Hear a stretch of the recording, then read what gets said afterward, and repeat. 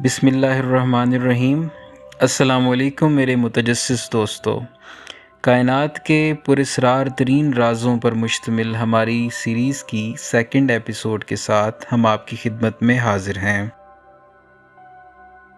ناظرین، اگر آپ کو اس سیریز کی پہلی ایپیسوڈ یاد ہے تو ہم نے آپ کو بتایا تھا کہ ماہرین کی اکثریت وائنچ مینuscript کو الکمی کا ایک نسخہ مانتی ہے، اور ہم نے آپ کو یہ بھی بتایا تھا کہ اس بھیانک علم کے بارے میں ہم آپ کو آئندہ آنے والی ایک ساتھ میں بتائیں گے۔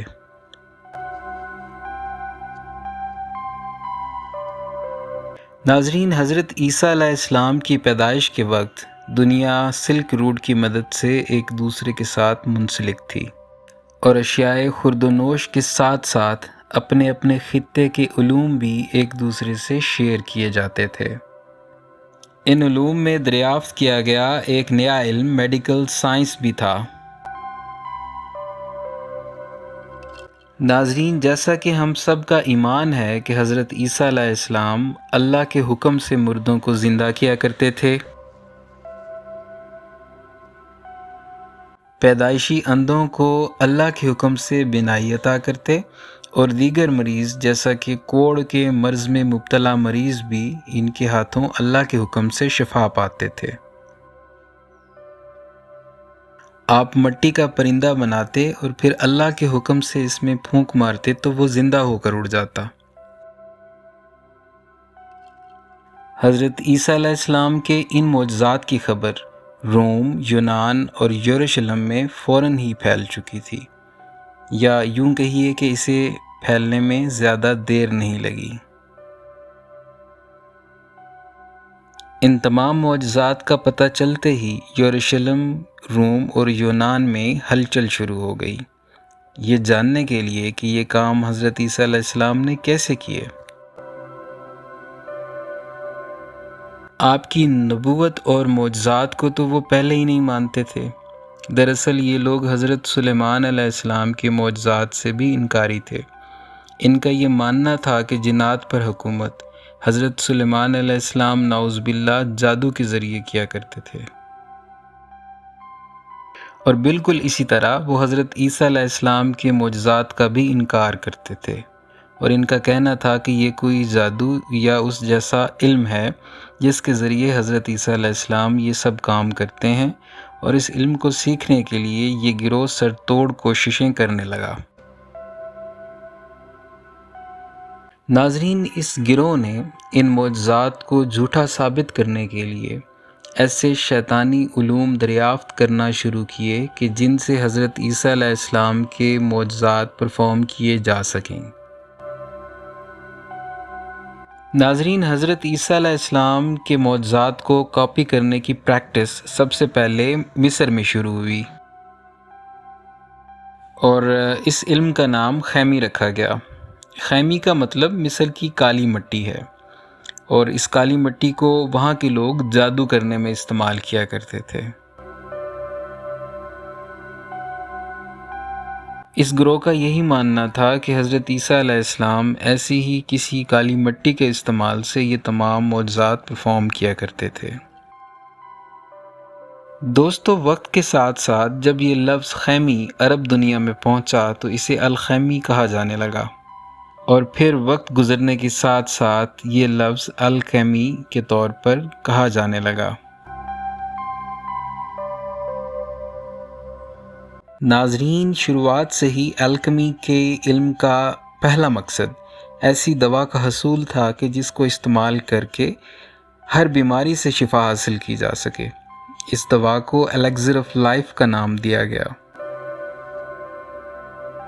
الیکزر آف لائف کا مقصد زندگی کو طول دینا تھا اور ہر قسم کی بیماری کو ختم کرنا تھا جس سے موت کو ٹالا جا سکے، اور اس طرح سے دراصل وہ حضرت عیسیٰ علیہ السلام کے معجزے کا توڑ دریافت کرنے میں لگے ہوئے تھے۔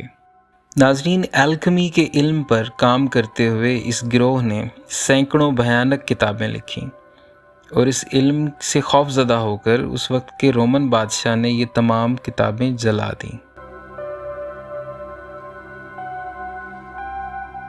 مگر کچھ کتابیں بچ گئیں جن کو ان کے مصنفوں کے ساتھ دفن کیا گیا تھا۔ یہ دونوں کتابیں اس وقت ہالینڈ کی لائڈن یونیورسٹی میں اور سویڈن میں موجود ہیں، اور ان بچ جانے والی کتابوں سے ہی ہم اس بات کا پتہ چلا سکے ہیں کہ کیسے یہ لوگ حضرت عیسیٰ علیہ السلام کا انکار کرتے تھے اور ان کے معجزات کو کاپی کرنے پر لگے ہوئے تھے۔ تاہم اس کے بعد الکیمی کا علم نہایت خفیہ طور پر جاری رکھا گیا اور تمام کام کوڈز میں اور مصنفوں کے جھوٹے ناموں کے ساتھ کیا جانے لگا۔ الکیمی کے بنیادی مقاصد میں کسی عام سی دھات کو یا ایلیمنٹ کو کسی قیمتی ایلیمنٹ میں تبدیل کرنا، جیسا کہ کوئلے کو سونے میں تبدیل کرنا، اور الیکزر آف لائف یعنی ایک ایسا تریاک بنانا جو موت کو ٹال سکے اور روحانی روشنی یا سکون حاصل کرنا تھے۔ ان الکیمسٹ کے مطابق دنیا میں فلاسفر سٹون موجود ہے، یعنی جسے ہم پارس پتھر کہتے ہیں، وہ موجود ہے جو کہ ایک ایسا مادہ سمجھا جاتا ہے جو سیسا جیسی بنیادی دھات کو سونے جیسی قیمتی دھات میں بدل سکتا ہے، اور ان الکیمسٹ نے اپنی زندگی اسی عجیب مادے کی تلاش میں وقف کر دی۔ الکیمی کی دوسری جستجو الیکزر آف لائف تھی، ایسی دوا کہ جس سے ایک پرفیکٹ قسم کا جسم حاصل ہو سکے، ایک ایسا جسم جس پر کوئی بیماری اثر نہ کرے، اور اس دوا کے استعمال سے وہ ہمیشہ زندہ رہ سکے، یعنی امورٹل ہو جائیں۔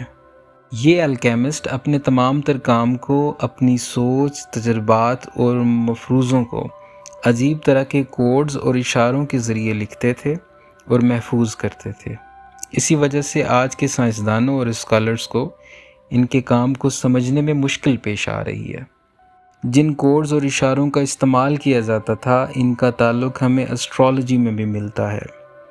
الکیمیکل ٹیکسٹ میں 7 سیاروں کی علامتیں ملتی ہیں، جیسا کہ سورج سے مراد سونا، چاند سے مراد سلور، سیارہ مریخ سے مراد لوہا، سیارہ مشتری سے مراد ٹن، اور سیارہ وینس سے مراد کاپر، اور سیٹرن سے مراد لیڈ ہے، اور اسی طرح سیارہ مرکری سے مراد مرکری ہے۔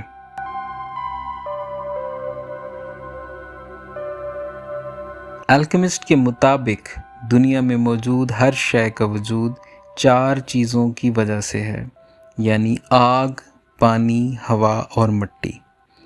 ان ایلیمنٹس کو یہ کلاسیکل ایلیمنٹس کہتے تھے۔ ان کے مطابق مرکری، سلفر اور نمک کو ان 4 کلاسیکل ایلیمنٹس کے ساتھ مختلف طریقوں سے ملانے پر زندہ اجسام پیدا کیے جا سکتے ہیں، جیسا کہ حضرت عیسیٰ علیہ السلام مٹی کی چڑیا بنا کر اللہ کے حکم سے زندہ کیا کرتے تھے۔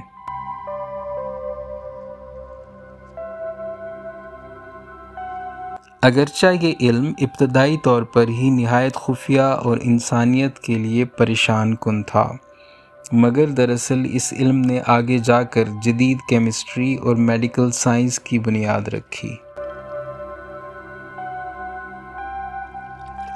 تو ناظرین، آپ کو اس سیریز کی پہلی ایپیسوڈ یاد ہے نا، کہ جس میں وائنش مینuscript کے بارے میں ماہرین کا خیال یہ تھا کہ یہ الکیمسٹ کی لکھی انتہائی خفیہ کتاب ہے۔ تو دوستو، کیا آپ کو بھی ایسا لگ رہا ہے کہ اس کتاب میں الکیمی کے ہی مضامین لکھے ہوئے ہیں؟ اگر ایسا ہے تو یہ بہت ہی خوفناک حد تک خطرناک بات ہے، اور ایسا میں کیوں کہہ رہا ہوں، آئیے میں آپ کو بتاتا ہوں۔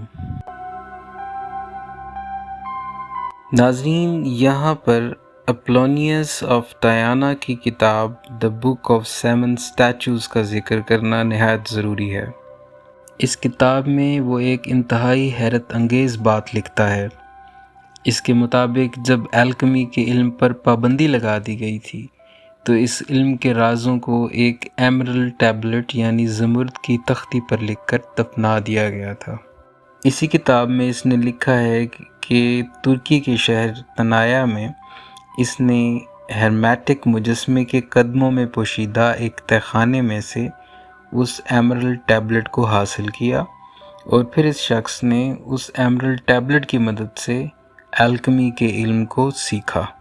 ناظرین، اپنی کتاب The Book of Seven Statues میں وہ لکھتا ہے کہ لفظ ایسنم کے ذریعے سے نامزد کردہ مجسمے دراصل زندہ ہیں اور یہ بولنے والے مجسمے ہیں، اور یہ کہ ہر مجسمہ اس مندر کا پجاری ہے جس میں وہ موجود ہے، اور ایک ساتھ 7 مندروں کے پجاری ہیں، اور یہ 7 سیاروں سے مماثل ہیں۔ یہ مجسمے زندہ اور بول رہے ہیں کیونکہ یہ صرف عام دھات سے نہیں بلکہ الکیمیکل آپریشن سے جاری ہونے والی فلاسفیکل میٹل سے بنائے گئے ہیں، اور یہی فلاسفیکل میٹل ان مجسموں کو اپنے مندر میں کام کرنے کے قابل بناتی ہے۔ اور ناظرین، آگے چل کر اس شخص اپولونیوس آف تنایا نے خدائی کا دعویٰ کیا، اور وہ کہتا ہے کہ میں وہ روشنی ہوں جس سے ہوا منور ہوتی ہے، میں وہ ہوں جو حیرت انگیز پودوں کو جنم دے کر زمین کو گرم اور خمیر کرتا ہوں، میں ہوں جس کی حاکمیت سے یہ رات کی تاریکی دور ہوتی ہے، میں ہوں جو دنیا کے دن اٹھاتا ہوں، اور میں ہوں جو پھول اگاتا ہوں، میں ہوں جو روشنی والی تمام چیزوں کو روشنی پہناتا ہوں، ہر خوبصورت چیز، ہر شاندار چیز میرے کام سے پرورش پاتی ہے، اور جو لباس میں اپنے لباس کے حصے کے ساتھ پہنتا ہوں وہ مکمل خوبصورتی اور مکمل چمک پاتا ہے، کیونکہ میرا رنگ سب سے خوبصورت ہے، سب سے بڑا اور سب سے چمکدار ہے۔ تو ناظرین، اب آپ کو پتہ چل ہی گیا ہوگا کہ یہ بہت ہی بھیانک علم تھا، اور بلا شبہ الکمی عقل کو زائل کر دینے والا شیطانی علم ہے، اور ایسے علوم کو سیکھنے پر پابندی ہونی چاہیے۔ بلا شبہ رومن بادشاہ نے الکمی کی کتابوں کو جلا کر انسانیت کے لیے بہت صحیح فیصلہ کیا تھا۔ تو ناظرین، علم و حیرت کے سفر میں ہمارا ساتھ دینے کے لیے آپ کا بیحد شکریہ۔ اس سیریز کی تیسری ایپیسوڈ کے ساتھ آپ سے پھر ملاقات ہوگی۔ اپنا اور اپنے پیاروں کا بہت خیال رکھیے گا۔ اللہ حافظ۔